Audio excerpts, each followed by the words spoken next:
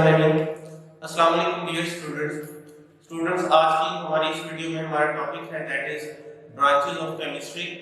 और previous video में हमने ये डिस्कस किया था कि केमिस्ट्री क्या है, उसकी डेफिनेशन को हमने देखा था और उसके कुछ एडवांटेजेस को हमने डिस्कस किया था। तो आज हमें देखना है कि केमिस्ट्री की जो फील्ड है, केमिस्ट्री है, वो किस किस फील्ड में इन्वॉल्व होती है हमारी। तो सबसे पहले फिजिकल केमिस्ट्री, केमिस्ट्री की फर्स्ट ब्रांच है जिसमें हम दो चीजों के हवाले से पढ़ते हैं। पहली जो चीज है वो है कंपोजिशन। कंपोजिशन से मुराद क्या है? कंपोजिशन से मुराद है बनावट, कि कोई चीज किस चीज से मिलकर बनी है। जैसे अगर मैं पानी की बात करूं तो पानी की क्या कंपोजिशन है, मतलब क्या होगा कि पानी किन चीजों से मिलकर बना हुआ, तो वो मैं लिखूंगा H2O, मींस कि पानी हाइड्रोजन गैस से मिलकर बना हुआ है और पानी ऑक्सीजन गैस से मिलकर बना हुआ है। तो ये जो कंपोनेंट्स होते हैं किसी चीज के, ये बताना या इन चीजों के हवाले से डिस्कस करना, पढ़ना, ये कहलाता है कंपोजिशन। फिर है फिजिकल प्रॉपर्टीज। फिजिकल प्रॉपर्टीज ऐसी प्रॉपर्टीज जिनका ताल्लुक फिजिकल स्टेट से हो, नजर आने वाली हालत से हो। लाइक अगर मैं इसी पानी की बात करूं तो ये हमें लिक्विड फॉर्म में भी मिलता है, ठीक है। ये पानी हमें गैस के फॉर्म में भी मिलता है और यही पानी हमें सॉलिड के फॉर्म में भी मिलता है।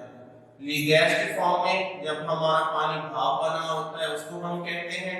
लिक्विड के फॉर्म में जो हम पानी पीते हैं लाइक नॉर्मल वाटर, और सॉलिड के फॉर्म में जब हम पानी को जमा देते हैं, फ्रीज कर देते हैं, तो वो बर्फ बन जाता है।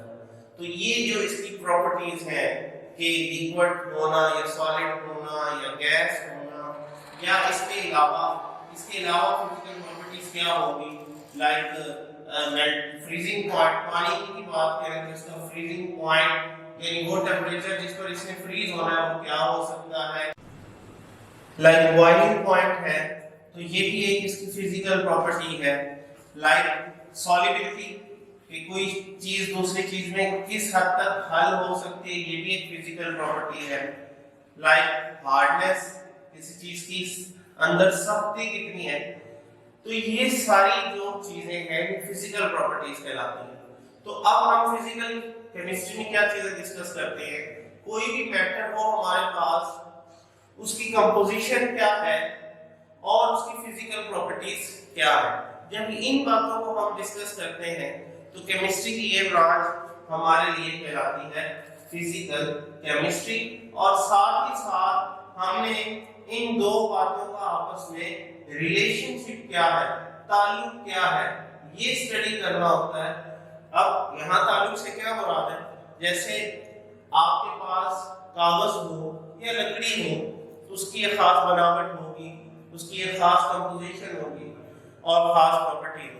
अब आप उसको लकड़ी को जलाना शुरू कर देते हैं तो वो चेंज हो रही है चीजें। तो यही चेंज डिस्कस करना किसी भी मैटर के अंदर, केमिकल चेंज या फिजिकल चेंज, वो भी फिजिकल केमिस्ट्री में हम डिस्कस करते हैं। और फिर कंपोजिशन और फिजिकल प्रॉपर्टीज का आपस में रिलेशनशिप, और जैसे मैंने पहले बताया चेंज, ये दोनों चीजों को भी आप इसी फील्ड में डिस्कस करते हैं।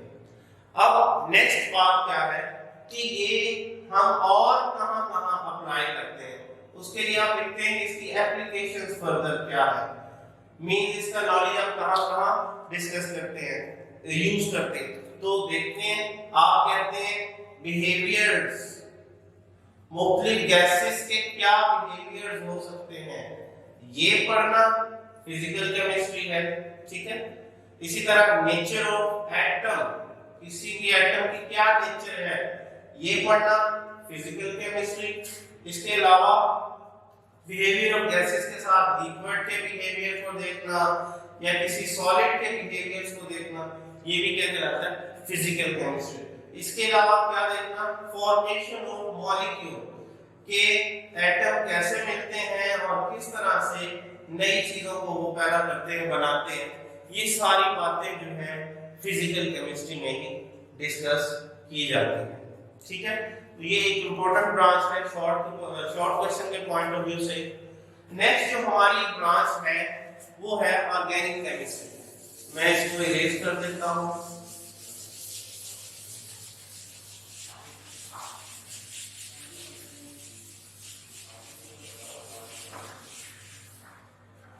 जी, ऑर्गेनिक केमिस्ट्री।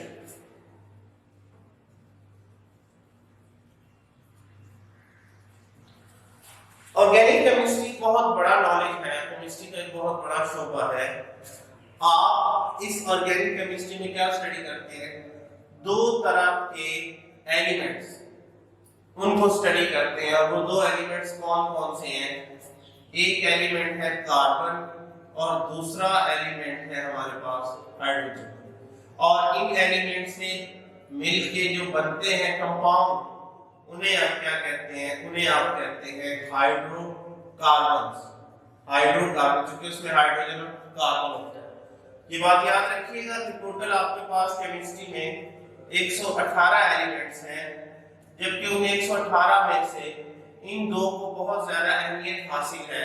उसकी रीजन क्या है कि नेचुरली या आर्टिफिशियल तरीके से जो कंपाउंड बनाए जाते हैं ऑर्गेनिक, उनकी रेंज बहुत ज्यादा है। उनकी रेंज लाखों और करोड़ों में इन्हीं दो एलिमेंट से मिलकर वो बन रहे होते हैं। दूसरे एलिमेंट भी इन्वॉल्व होते हैं, लेकिन बेसिक ये दो एलिमेंट्स होते हैं। तो इसीलिए इसकी एक अलग ब्रांच बना दी गई। तो आप ये कहेंगे organic chemistry is a branch of chemistry in which we study about the hydrocarbons, वो कंपाउंड जो हाइड्रोजन और कार्बन से मिलकर बने, उन्हें आप हाइड्रोकार्बन्स कहते हैं। और साथ ही साथ एक और लफ्ज है डेरिवेटिव्स।